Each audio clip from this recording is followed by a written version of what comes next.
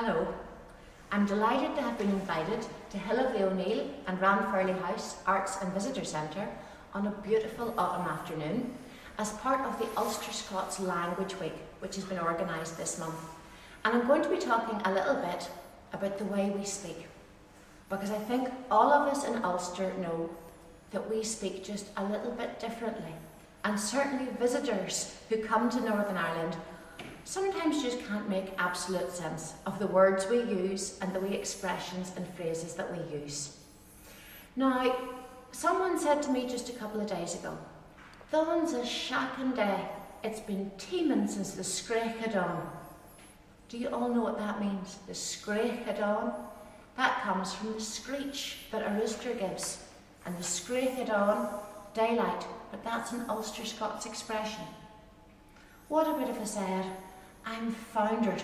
I could do with a wee drop of tea in my home."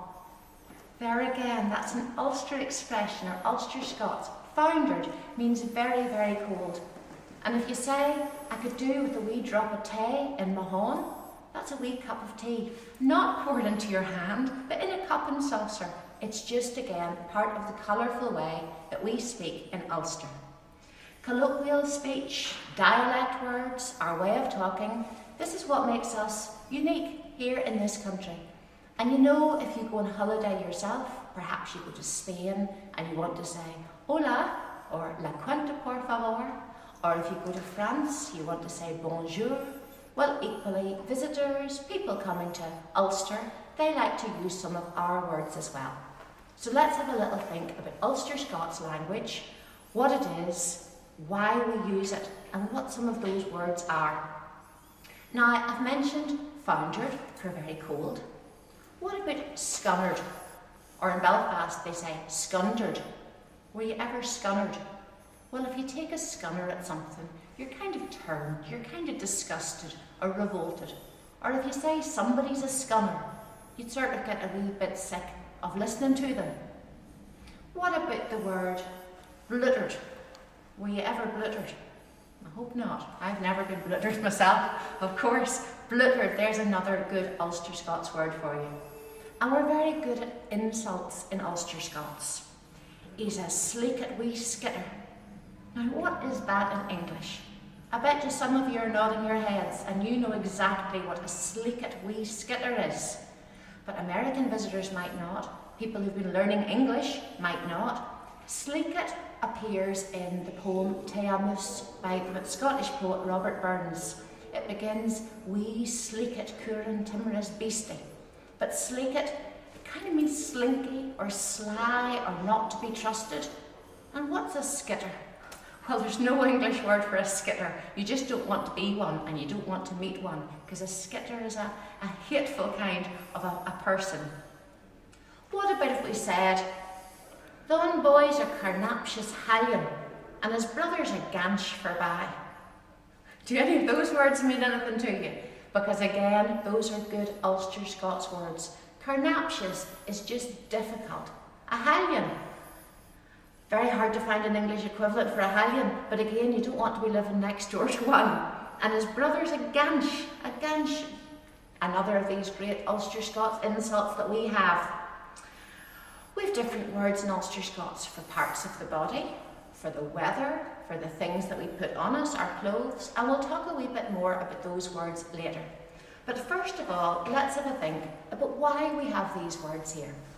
Well, geographically, if you're looking at a map, people who live locally already know how close we are to Scotland, but if you're watching this internationally and you look at a map of Europe, we're the British Isles over on the very left-hand side, over to the west, floating about in the Atlantic Ocean. Ireland and Northern Ireland is extreme west of Europe, but our very closest neighbour is Scotland, just across the narrow sea.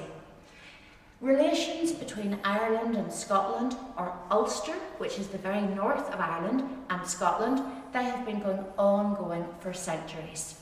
You know, backwards and forwards, people getting into boats, travelling across the narrow sea for trade, for marriage, for whatever reason. All of these links.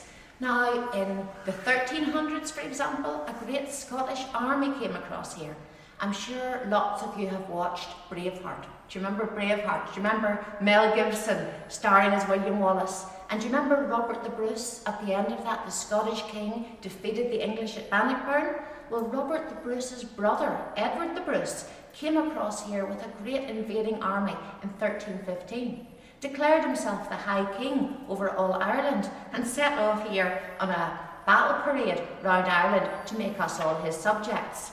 But we didn't accept that, I have to say, and Edward the Bruce was actually killed at a battle just not that far south of here, a place called Falkirk, north of Dublin, near Dundalk. Then we had gallows glasses. Is that a new word? Gallows glasses. These were paid mercenaries, kind of thugs, paid heavies that the Irish chieftains brought across from Scotland to help them in their wars and their disputes with their neighbours. When these Scottish warriors, mercenaries with their swords and their daggers came across here to Ireland, a lot of the time they stayed. Maybe they got land here, maybe they got married here. So we had a lot of Scottish settlement from those gallows glasses. We had border reivers. Now, who were the border reivers? These were the early cowboys. For centuries, these reivers or raiders lived on the borders between England and Scotland. And the cattle rustled, and they stole sheep, and they fought backwards and forwards between Scotland and England. But then, in 1603, we had the United Kingdom. Queen Elizabeth died, Queen Elizabeth of England. King James of Scotland, King James VI of Scotland, then became King James VI of Scotland and the First of England in the Union of the Crowns. All of a sudden, we had one United Kingdom, and we couldn't have these border reivers fighting along the borders any longer. King James put a price on the heads of these border reivers, and many of them fled for their lives, and fled across here, fled across the narrow sea to Ulster, bringing their lawless ways with them, bringing their surnames, names like Armstrong and Elliot and Cathcart and Bell and Johnston, Irving, all of these names coming across here with the Scots, the border reivers. This is just to give you a background to how we've had this coming and going across the narrow sea with Scottish people coming here and settling here. But in a much, much more formal sense, this began properly, you would say, in the early 1600s. Here on the hill of the O'Neill in Dungannon, this was the seat of the O'Neill, one of the great Irish Gaelic chieftains. He and a lot of other chieftains were determined not to let Queen Elizabeth I overthrow Ireland, but various disasters such as the Battle of Kinsale had left the Irish chieftains on their knees. And in 1607 we had an event called the Flight of the Earls, and the last of the Gaelic aristocracy set sail really to Europe to look for help. And then that meant that their lands became forfeit. Their departure to Europe was seen as an act of treachery or betrayal. King James on the throne now seized their lands. The lands here, where we are, the lands in Tyrone, the lands up round Donegal, the lands just stretching right round Lough Neagh here in the centre of Ulster. And over succeeding years, the Plantation of Ulster took place. During this plantation, and you can read and learn and discover a lot more about the plantation in this visitor centre, should you ever find yourself in Dungannon. There's a marvellous exhibition about the plantation, but during this period, lots and lots of English and Scottish settlers left their homes over in England and Scotland and settled here on lands which were granted to them for various reasons by the king. Some of them were servitors, some of them were undertakers, some of them were deserving Irish. The church got large sections of land as well. But now we had a whole variety of people all living in this shared country and all speaking different languages. So the Plantation of Ulster, we kind of say it began around 1610, but really there had been a first project just 4 years earlier in 1606. One of the great Gaelic chieftains, a man called Con O'Neill, owned a territory called Clandyboy. Now that's east of here, that's over kind of County Down and County Antrim. But he had got himself into a little bit of trouble. He had found himself imprisoned in Carrickfergus, and to get him out of Carrickfergus, a Scottish chieftain called Sir Hugh Montgomery had first of all broken him out of the prison and then had appealed to King James for clemency. Con O'Neill was freed, but in return for that, he had to agree to forfeit half of his lands to Sir Hugh Montgomery, this Scottish chieftain. Another man muscled in the deal at this point, another Scottish laird called James Hamilton. He convinced the king that there was too much land here just to be divided up between Con O'Neill and Hugh Montgomery. He said he'd like some as well. So the lands were divided into three. Con O'Neill, who was Irish speaking, living with his Irish tenants, he was kind of shoved into 1/3 of his lands. The other 2/3 were given then to the Scottish lairds, Sir Hugh Montgomery and Sir James Hamilton. They advertised these lands. They wanted to people them with rent-paying people who'd be loyal to them. So they advertised these wonderful rich lands here in Ulster, in Scotland. And all of these Scottish people came across boatload after boatload and settled on the lands of Ulster. They brought with them their farming traditions, they brought with them their religion, they brought their surnames, they brought their way of dressing, they brought the food they ate, they brought their family Bibles, they brought their tools, and they brought the way they spoke. Of course they did. You know, if we were to be transplanted now, if all of us were suddenly to be lifted and put in France, we would still be speaking English. If we were put in Russia, we'd still be speaking English. You take the way you speak with you, but then you start adopting words in the country that you've gone to. And so it was that these Scottish people who came over in the settlement of 1606 brought their Scottish language. Now, what was this Scottish language? What am I talking about?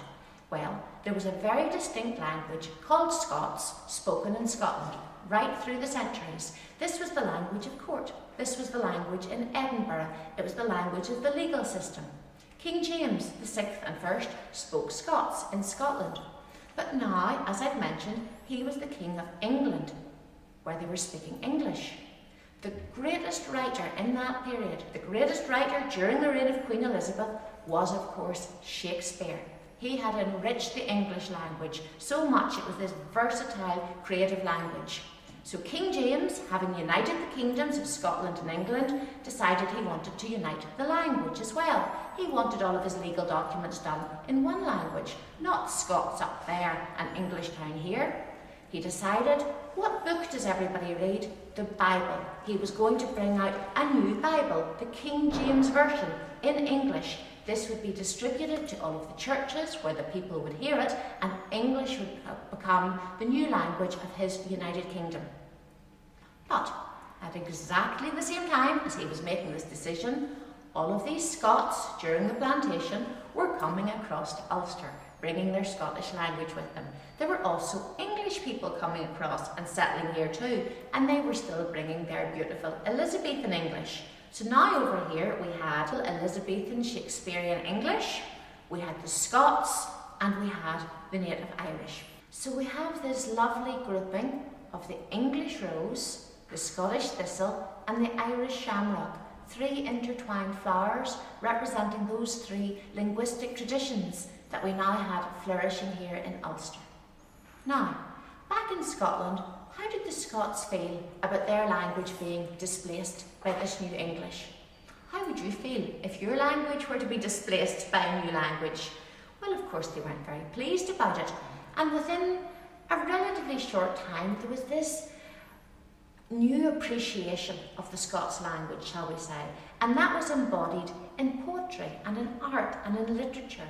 And one poet in particular was called Alan Ramsay. He was born in Lanarkshire, and he was determined that he was going to write his poetry in Scots. And this Scots language was capable of expressing deep sentiment and emotion. It was a very versatile, beautiful language. Writings in Scots of people such as Alan Ramsay or Bob Ferguson then inspired Robert Burns, who I've already mentioned. Robert Burns, who became such a successful and popular poet, writing poetry which appealed to the ordinary working class people. Robert Burns wasn't writing about highfalutin themes, he was writing about ploughing and about the weather. He was writing about things which were real and impacted on the people who were listening to his poetry. That Burnsian tradition of writing in the dialectal form we speak really caught on here in Ulster amongst a group of weavers. These were men who worked in the linen tradition. They would be weaving away at their looms, their shuttles going backwards and forwards, creating a rhythm, and they would use this rhythm to create poetry over here. They are known as the rhyming weavers or the weaver poets. Now, let me just say, they did not come after Robert Burns. They actually came before Robert Burns, but he as a Scottish poet is very famous, although I would argue that our Ulster poets, our Ulster rhyming weavers, are every bit as good, and we came first, but that's an argument for another day. Anyway, our rhyming weavers started using vernacular poetry to write about the subjects which mattered here in Ulster, to write again about landlords, about hypocrisy in the church, about the day and daily lives of the towns and villages that they lived and worked in. That again is another fascinating subject. I could talk to you for 3 hours about the rhyming weavers, but we're not here to talk about the rhyming weavers, but about the language they wrote in, the Ulster-Scots. So this language, this Ulster-Scots, this hybrid of the rose, the shamrock and the thistle. I'm not the first person to be interested in it, not by a long shot. A local man from here in County Tyrone, an academic, a Presbyterian minister, a very well-educated man from 6 Mile Cross in County Tyrone was the Rev WF Marshall, better known as WF Marshall, or the Bard of Tyrone. So WF Marshall was a prolific writer. As well as writing his sermons for church on a Sunday, he brought out various volumes of poetry, he wrote a novel, he wrote a play as well, and I just want to read you something from the preface to one of his books of poetry. Ballads and Verses from Tyrone. This was published in 1929, and he said, "The dialect in many of these ballads is from my own county of Tyrone. I do not think any apology is necessary for the inclusion of these ballads. In past days, our dialect was something which the schoolmaster lunged out of us with a cane. Nowadays, the cane is laid aside." You can imagine what lunging out of us with a cane is. You get a good sharp crack. In other words, the schoolmaster did not appreciate people speaking in their own local vernacular. He preferred people here in Tyrone to speak good BBC, standard English. Marshall continued then, he said, "Dialects are not corruptions of English, as so many people seem to think.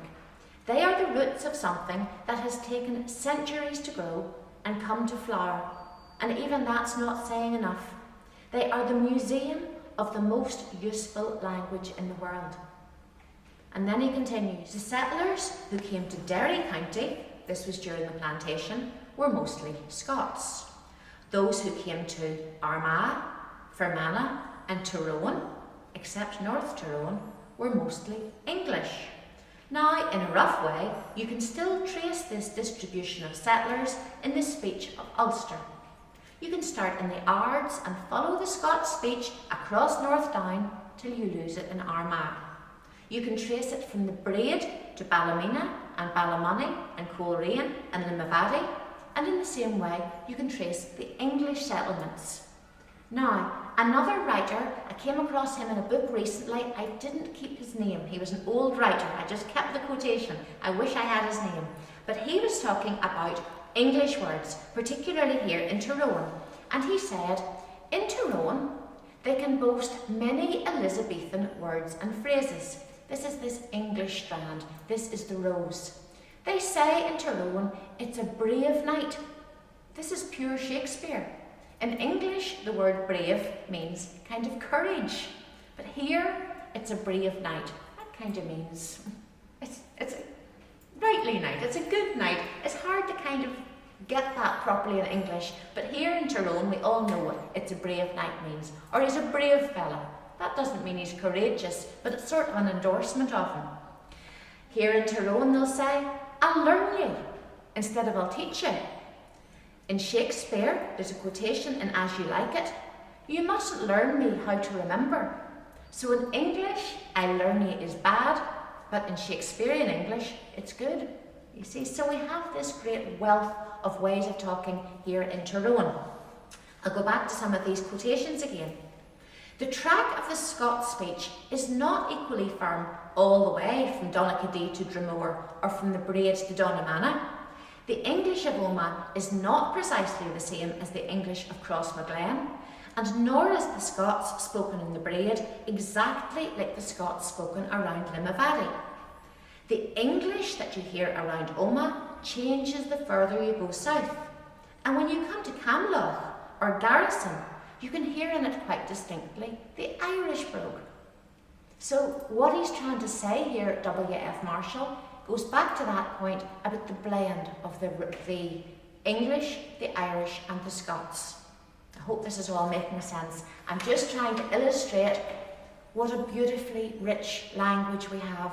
Our English in Ulster and right across Ulster isn't English. It's a blend of English, Irish and Scots. And today, of course, because we're focusing more specifically on Ulster-Scots as part of Ulster-Scots Week, we're going to look at some of the Ulster-Scots vocabulary.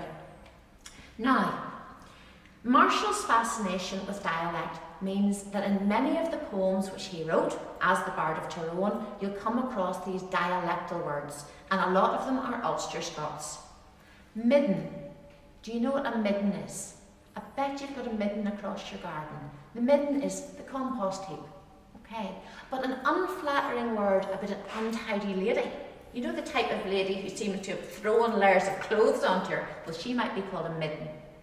Now, what's clobber? Clobber is sticky mud, okay? It's a sticky mud that you would get if you were walking about in a field. Maybe you might go into a shach. Now, do you know what a shach is? It would be spelled S-H-E-U-G-H, shach. Some people can't even say that. I work as a tour guide, and sometimes if I've got foreign visitors, I ask them all to say Strangford Loch, or Belfast Loch, or there's a local place here in Tyrone called Coch. Not everyone can make that noise. They'll say Coch or Loch.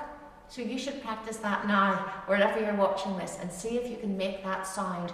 It's actually called a uvular scrape. So there's something you've learned. Like shach, and a shach is a big muddy ditch. So, what about Keely? Well, Keely is actually an Irish word. Some people say Keely, but it's also been adopted into Scots as well, and now in English. A Keely is like a gather together of friends, people coming round a fire, people making a bit of music together, enjoying the crack. Now, what about the crack? If you're listening to this internationally, you'll not know what I'm talking about, but everybody in Ulster and everybody in Ireland knows that you all want to enjoy the crack. In America, you're looking alarmed now, because the crack over there is something illegal. Here in Ulster, the crack is what we all want. It's fun, it's a good time, it's enjoyment. Everybody wants to go out for a good night's crack. What about the word hurpling? Now, have you ever hurpled? Well, ladies, if you were ever wearing stiletto heels, gentlemen, if you were ever wearing stiletto heels, you are probably hurpling. It's where you're walking just a little bit unsteadily. Maybe you're on a cobbled street. I'm going to read you a poem now, a poem written by the Rev WF Marshall, and you're going to come across a few of these words. You might come across the word clobber, for example, that word for sticky mud, the type of word you might find in a shach. This poem is called Me and Me Da, and after I read it, we'll look at some of the different words used in it. Me and Me Da. I'm living in Drumlister, and I'm getting very old. I had to wear an Indian bag to save me from the cowl. The deal man in this town land was cleaner there nor me, but I'm living in Drumlister, in Clobber to the knee. Me dad lived up in Carman and kept a servant boy. His second wife was very sharp. He buried her with joy. Now, she was thin. Her name was Flynn. She come from Cullentra. And if me shirt's a clappy shirt, the man to blame's me da. Concerning women, sure it was a constant word of his. Keep far away from them that's thin. Their tempers is ears. Wait, I know too, I thought it would do, but still I had my fears. So I kiffled back and forth between the two for years. Wee Margaret had no fortune, but 2 rosy cheeks would please. The farm o' land was Bridget's, but she took the pock disease. And Margaret, she was very wee. And Bridget, she was stout. But her face was like a jail door with a bounce pulled out. I'll tell no lie on Margaret, she thought the world of me. I'll tell the truth, me heart would leap the sight of her to see. But I was slow, you surely know the reason of it now. If I left her home from Carmen, me da would rise a row. So I swithered back and for it, till Margaret got a man. A fella come from Mullaslin and left me just the one. I mind the day she went away, I hid one struck an hour, and cursed the wasp from Cullentra that made me da so sour. But crying cures no trouble, to Bridget I went back, and faced her for it that night week beside her own turf stack. I axed her there and spoke her fair, the handy wife she'd make me. I talked about the land that joined, but gob she wouldn't take me. So I'm living in Drumlister, and I'm getting very old. I creep to Carmen once a month to try and make me sound. The dealer man in this town land was cleaner rare than me, and I'm dying in Drumlister, in Clobber to the knee. So that is one of W.F. Marshall's most popular poems. And I'm sure you got the gist of it anyway. This poor old boy and his father, and they were living in a desperate state of the house, and the father had a bad experience with women in the past. And this boy, the author of the poem, he's got a choice of two. He's got Margaret. He says Margaret's wee. Now, do you know that word wee? That's very much an Ulster-Scots word. Again, going back to Robert Burns and his wee, sleek at cool and timorous beastie. Did you ever go into a coffee shop or a restaurant in Ulster? Come on in and take a wee seat. I'll be with you in a wee minute. I'll get you the wee menu. Would you like a wee drink while you're waiting? That word wee, we use it all the time. And it doesn't mean small. It doesn't mean anything. It's just a softening. It's a friendliness. It's part of the way we speak here in Ulster. So, Margaret, she was wee, anyway, but Bridget, she was stout, and her face was like a jail door with a bounce pulled out. Do you know what that means? It's very offensive. It means there was a bit of a problem with her teeth. There were a good few of them missing, so that the bolts pulled out. It's just a colourful way of putting it. What other Ulster-Scots words do we have in here? There's pronunciations like the raisin instead of the reason. You know, I'll give you a good reason. In Ulster-Scotch, you'd say raisin. It's a different pronunciation. And that brings me to a survey that was undertaken in 1963. It was a professor called Robert Gregg, and he wanted to go round Ulster and see if he could find these different markers of Ulster-Scots. That's what he called them. Ways that people would pronounce things that would tell you they weren't speaking English, they were speaking Ulster-Scots. Now, I've got a list, wait till I see, I've got a list of these markers of Ulster-Scots.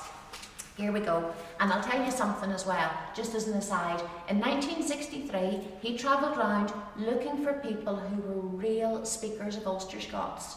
Not people putting it on, but real authentic folk, usually in their 60s, 70s, 80s, so born in the late 1800s, usually living in rural locations and speaking a very natural dialect. And one of the ones he interviewed, who was then in their 80s, was my own great-granda.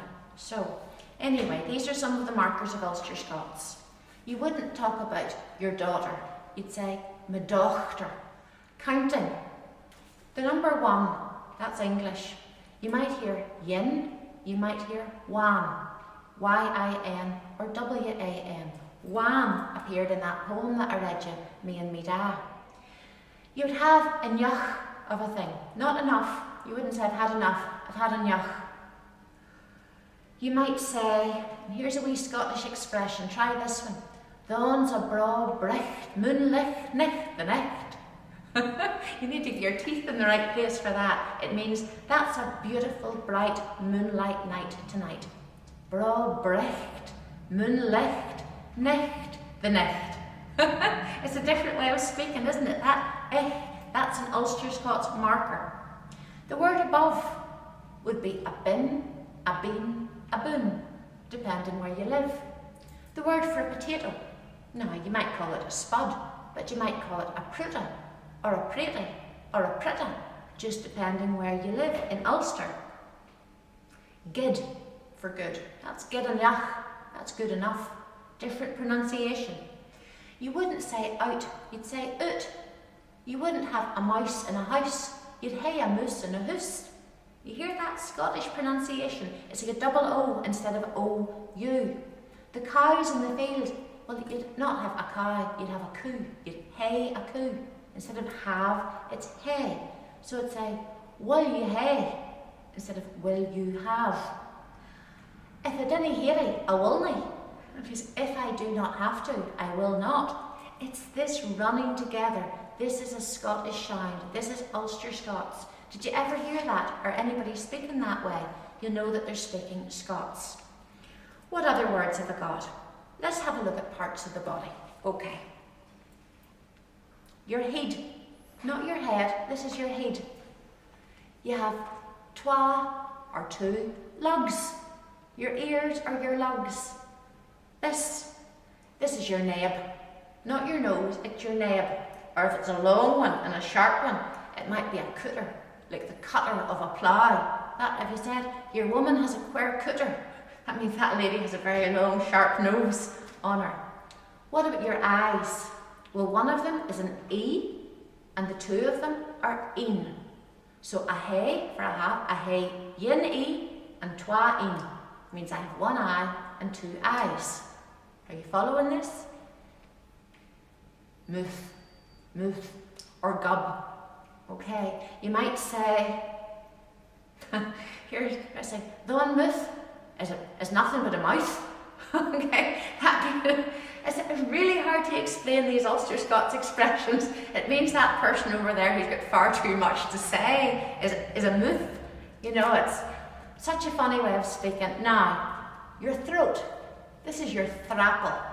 Okay, your chest is your kist. And like a sailor coming home from sea, he might keep his clothes in a kist. That's a chest. Your arm is your arm. These are your fingers. So you don't put the hard g into fingers, it's fingers. If I make a fist, that's a knave. Okay, that's a knave. If the palm of my hand is a loof, L-O-O-F, a spot in me loof, it means that's what if you're doing a deal with somebody, you'd spit in the palm of your hand, or make a knave if you're not happy with the deal. What about these? Well, these are your oxters. Did you ever hear that expression before? Your oxters. And if somebody is a bit bluttered, do you remember that word? And you're having to help them along as they're hurpling along the street, and you put your arms around them, you're oxter-cogging them. That means you've got your hands under their armpits and you're oxter-cogging them hame along the ra, home along the road. All of these colourful Ulster Scots words. So those are some parts of your body. What about the weather? We have so many ways in Ulster of the weather and lots of Ulster Scots words. Now, funnily enough, we've got loads of words for wet weather, but very few for dry, and that says more about our climate than our vocabulary. It might be a bit dreich outside. That means it's kind of mizzly. Do you know mizzly? That's not as wet as teeming, or throwing it down, or lashing. You might get drenched. Okay, these are things that might happen when you're out in the wet weather. There might be a weena cluds. That means there's a weena is a quantity, a few. Okay, so you'd say, gies a weena means give me a few, a quantity of. So a weena cluds is a few clouds up in the sky. But it's brich today, nice and bright outside. What other words have I got on my list? There might be a thunner plump. Now, we had a friend visiting not that long ago, and my mum looked up at the sky and said, I doubt there's gonna be a queer plump. Now, the visitor was utterly confused. That's Ulster Scots. A doubt means not that I'm doubtful, but I suspect. There's gonna be a queer plump. Now, queer. There's no way of defining the word queer. A queer plump just means a substantial shower of rain. But you might use the word queer of a person. He's a queer fella. Depending on the expression in your face, if you say, he's a queer fella, that could be a terrible insult, or it could be an endorsement. You could be meaning he's really bad, or he's really good. These are all the little idiosyncrasies of life in Ulster and the colourful way that we speak. Have you heard of a skiff of rain, just a very light shower, or a smur, of rain is another very light shower. Or sometimes if you look out over the sea, there's a sea mist. That's called a haar, H-A-A-R, a haar. All of these wonderful words we have to describe the weather. Sometimes you look up at the moon and the moon has a ring around it. Do you ever see that? Like in the blackness of the clouds, there's like a ring up around the moon, and that's called a broch, B-R-O-C-H. That's a good Ulster-Scots word. Now, not a broch with a K, that's an old word for a badger, funnily enough, but a broch is a ring around the moon, and that means that there's going to be rain. If there's going to be rain, what do we put on? Well, we might put on our gansy. What's a gansy? A gansy is a coat or an anorak. If it's going to be cold, we might have a simmet on, because a simmet is a vest. Okay, we'll have our boots on, but what about our head? A duncher? Have you ever heard of a duncher? A duncher is a very typical flat cap that we wear here in Ulster. If men want to have their trousers pulled up, they might have braces, and our word for braces is galluses. And what about the trousers? Well, they're your breeks, okay? Your breeks, or even your trews. Now, I'm going to give you just a couple of Ulster-Scots sentences, all Ulster-Scots, to see can you make any sense of these. He got a queer gunk when she dumped him. He was scunnered. Now, what do you think that means?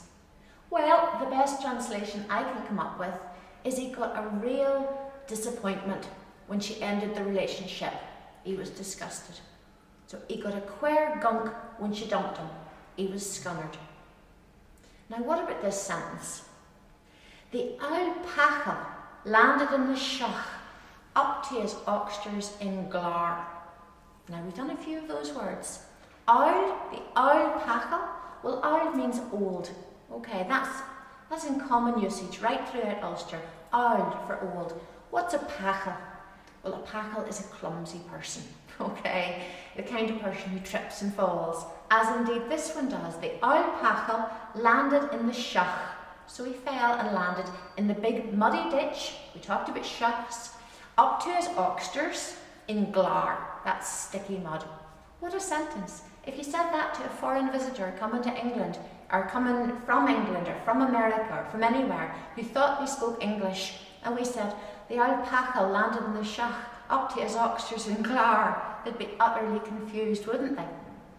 Just as a little aside, my uncle had a language student teaching in his school, and he brought her, she hadn't come long into Ulster, and he took her to a restaurant, and she had been learning English from a phrase book. So she was looking at phrases that you might use in a restaurant. You know, please be seated, here is the knife and fork, what can I get you to eat? So she sat there ready to answer the waitress, and the waitress said, are yous getting? How Ulster is that? That is the way we speak in Northern Ireland. Anyway, I got distracted. What about this? He let a gulder at the wains climbing on the table. He let a gulder? What does that mean? It means he gave a big shout at the wains. What are wains? They're wee yins, small ones, wains, little people, children. You talk about the wains or the children or the youngsters. That's Ulster-Scots, the wains, the wee yins. Mind yourself, it's coolly, it'll cope. Mind yourself, that means watch out, be careful, mind yourself. It's coolly, that means it's kind of shaky or unsteady. It'll cope, it'll fall over. Again, very interesting words. Did anybody ever ask you to howl your wheesht? Howl your wheesht means be quiet. Shh now. It'd fouler ye out there, put something on you. A foreign language, isn't it? No, that's the way we speak in Ulster. It'd fouler ye out there. That means the weather would make you very cold out over there. It'd founder ye. It'd make you cold out there. Someplace in the distance. Put something on you. Go and get yourself a warm coat. Thon owl gansh is just a slobber. I canny thole him. Nah, thole's a great word. I'll come back to that. Thon owl gansh, that old unpleasant person, is just a slobber. He's too much to say for himself. I canny thole him. I can't thole him. What is thole? Thole is one of my two favourite Ulster-Scots words. Thole means put up with, or endure, or bear, or just somehow stick. If you say, I can't thole him, it means I just cannot put up with that person. But if you have a toothache and the dentist isn't open till tomorrow, you'll just have to thole it. You'll just have to somehow survive it. That's one of my two favourite words. The other is thran. Now, did you ever hear a person who say, she's that thran, or he's that thran, or that baby, it's absolutely exhausted, but it's that thran, it just will not go to sleep. Thran is where you're being difficult, or stubborn, or obstinate, or carnaptious, or just being awkward for the sake of it. And I think we can all be a bit thran at times. You know if you're sitting in a line of traffic in your car and somebody comes shooting up the outside, but then they get stuck and they put their indicator on and they want to get in front of you, you think, I'm not letting him in. No way, you're being thran. Go on, let him in. Okay, we're nearly at the end now. I want to do one more poem for you. Okay, so this is another poem by WF Marshall. And you need to imagine that I'm a thran crabbit owl ganch, okay? I'm an awkward old farmer, so I'm a man to begin with, okay? And I need to get a woman. So that's the context of the poem, and forgive me for not being a thran grumpy old man, but I hope you enjoy Sarah Ann. I'll change me way of going, for me heat is getting grey. I'm tormented washing dishes and making draps of tea. The kitchen's like a midden, and the parlour's like a sty, and there's half a foot of Clobber on the street out by. I'll go down again the morrow on my Keely to the cross, for I'll hae get a woman, or the place'll go to loss. I've fothered all the kettle, and there's nothing after that, but clocking round the ashes wi' an old tomcat. Me very ears is buzzing, for the time I licht the lamp, and the place is like a graveyard, bar the mare wi' gay stamp. So often I'll be thinking and contriving for a plan of who to make the match again wi' Robert's Sarah Ann. I used to make wee Roberts of a Sunday after prayers. Sarah Ann would fetch the teapot to the parlour up the stairs, and once a week for certain I'd be chapping at the door. There wasn't one would open it but her, you may be sure. And then, for all was going well, I got a neighbour man and took him down to speak for me and asked for Sarah Ann. Did you ever know wee Robert? Well, he's nothing but a wart, and near begone old devil wi' a wee black heart, a crooked crabbit crater that be's neither well nor sick, gurning in the chimney corner or going happen on a stick. Sure, you mind the girl for hiring that went shouting through the fair, I wondered in wee Roberts, I can simmer anywhere. But all the same, wee Robert has a shop and farm a land. You'd think you'd do it decent when it come to Sarah Ann. She bid me ax 100, and we worked him up and down. The deal I hated gear, but a coup and £20. I pushed for 20 more for buy to help to build a byre, but you might as well be taken to the stane behind the fire. So, says I till John, me neighbour, sure we're only lost in time. Just let him keep his molly, I could do without her prime. Just let him keep his doctor, the hungry-looking nurr. There's just as chancy women in the countryside as her. Man, he let a big travail and he sent us both, you know. But Sarah busted crying, for she seen we mean to go. Aye, she fell to the crying, for you know, she isn't young. She's nearly past your market. But she's civil wi' her tongue. That's half a year or thereaways, and here I'm sitting yet. I'll change me way of going. Aye, I'll do it while I'm fit.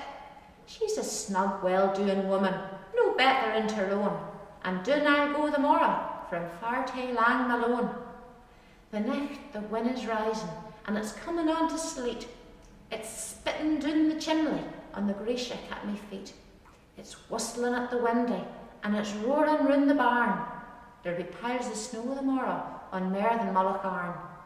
But I'm for tackling Sarah Ann, no matter if the snow is everywhere she bound. When the morrow comes, I'll go.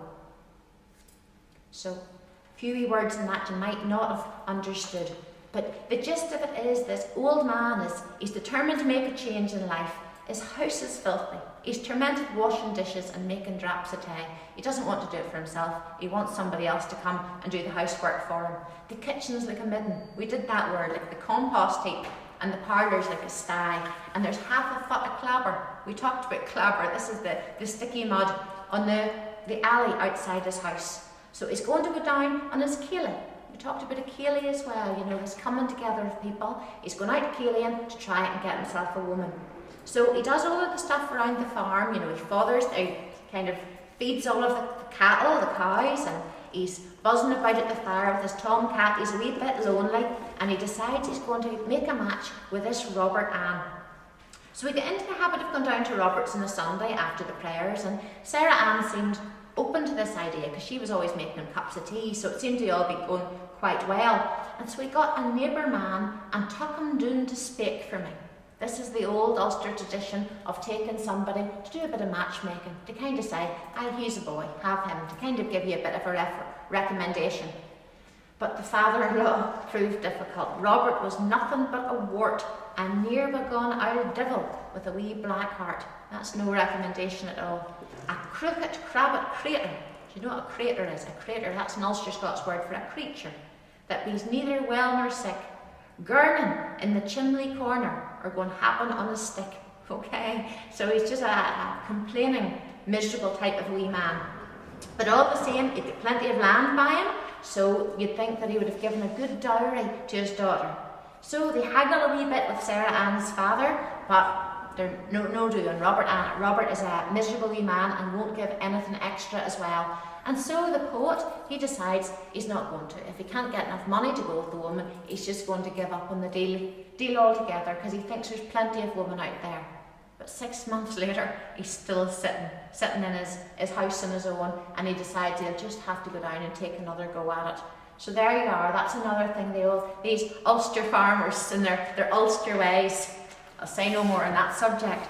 Anyway, that has been a bit of an introduction to the way we speak in Ulster Scots, some words, a couple of poems by the Bard of Tyrone, WF Marshall. This book, Living in Drumlister, if you enjoyed those, I'm sure you'd get a copy of that online somewhere, I don't know, but he's certainly the best poet that I can think of writing poetry about this area and using the vernacular speech.